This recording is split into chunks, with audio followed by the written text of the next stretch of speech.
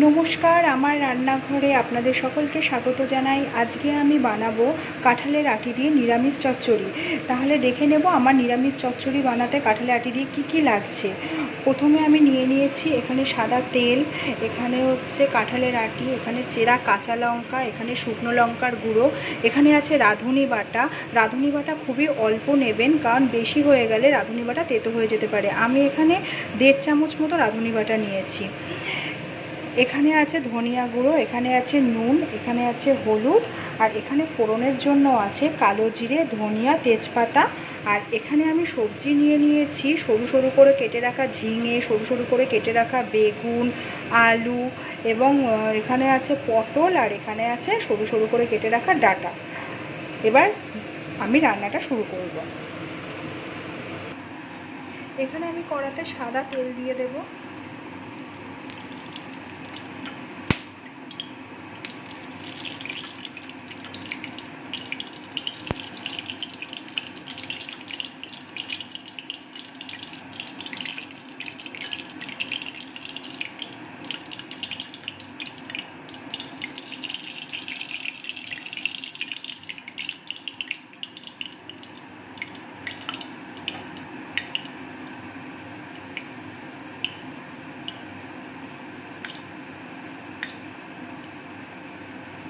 তেলটা গরম হয়ে গেলে আমি দিয়ে দেব কালো জিরা, ধনিয়া এবং তেজপাতা ফোড়ন।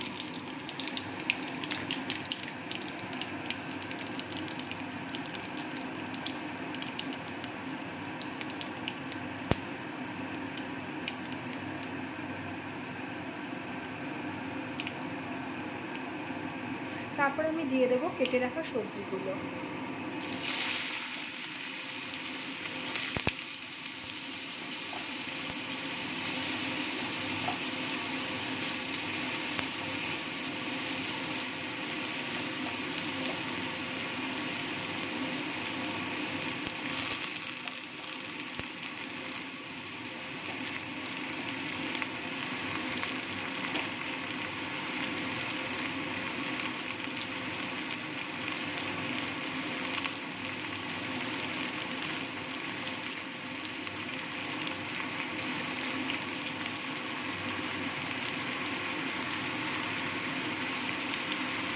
ছোটো ছোটো করে কেটে রাখা কাঁঠালের আটিটাও দিয়ে দেবো।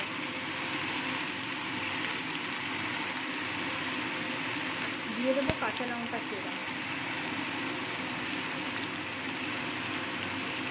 দিয়ে দেবো স্বাদ মতো নুন, স্বাদ মতো হলুদ।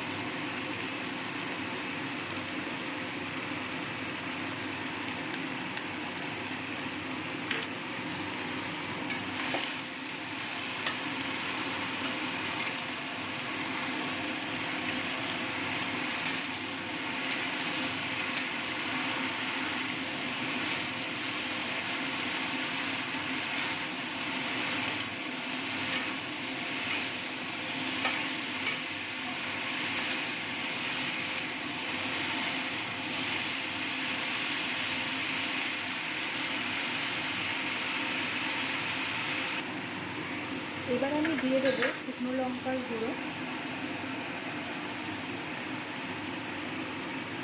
রাঁধুনি বাটা,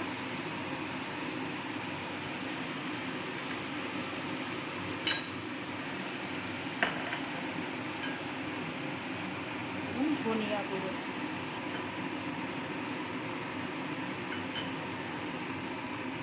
ভালো করে এবার এগুলো নেড়ে মিশিয়ে নেব।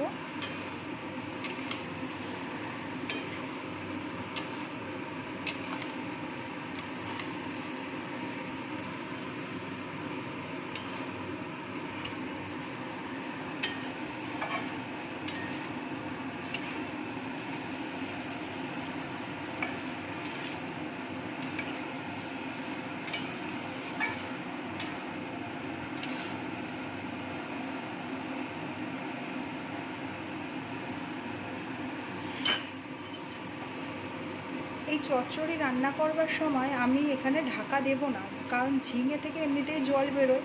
ঢাকা দিলে পরে অনেকটা জল বেরিয়ে যাবে, যে কারণে চচ্চড়িটা পুরো গলে যেতে পারে, এখানে সবজিগুলো সব গলে যেতে পারে। সেই জন্য আমি এখানে ঢাকা দেব না, ঢাকা ছাড়াই রান্না করব। বারবার করে একটু নেড়ে দিতে হবে যাতে কড়াইতে লেগে না যায়।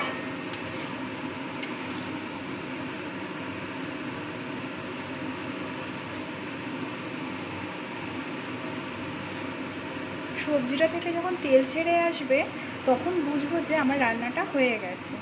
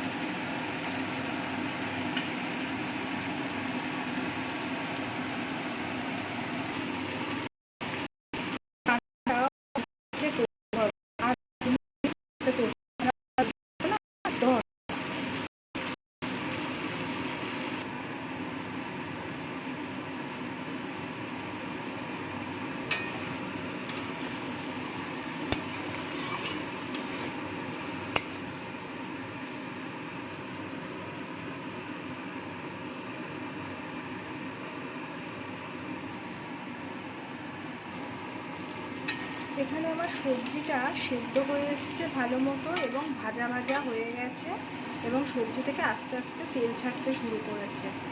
আমার রান্নাটা কমপ্লিট হয়ে গেছে।